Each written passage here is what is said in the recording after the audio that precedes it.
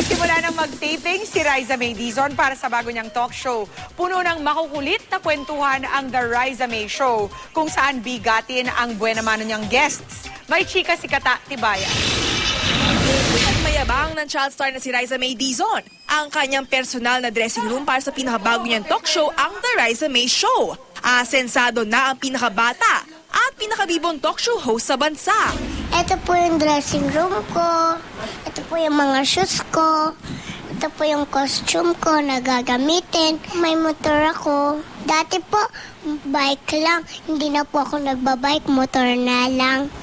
Very light at puno ng kakulitan ang talk show ni Riza. Maliban sa kwentuhan, may pagkakataon din daw na kakain si Riza, sasayaw ng cha-cha at marami pa. Basta ang importante, Bawal lang sa dapat smile. ang mga guest niya, bigatin din daw. Para sa mas masayang umaga, tutok lang sa The Riza May Show simula sa Lunes bago mag-Itbulaga. Mga kapuso, sa April 8 na po, The Riza May Show. Katatibayan updated sa showbiz happenings.